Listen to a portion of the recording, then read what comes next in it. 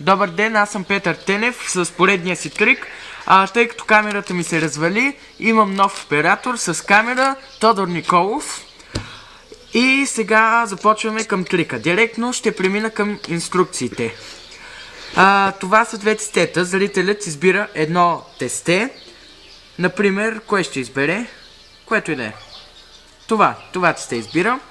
Трябва като го слагате да погледнете долната карта. Седмица каро. Поставяте и вашето.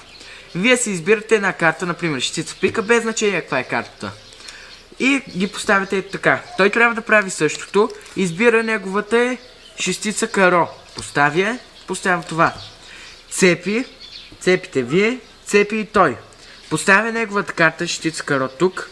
И като захлупва с това виждате седмицата. Тя застава върху неговата карта.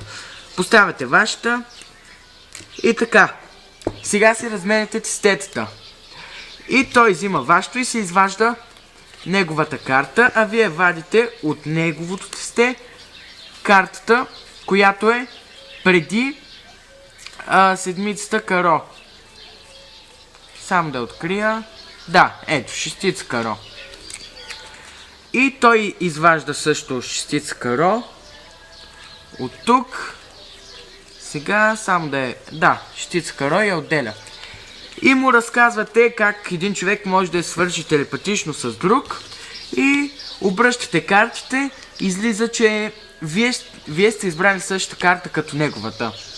Ами това беше трикът. Абонирайте се за моите клипове и благодаря, че ме гледайте.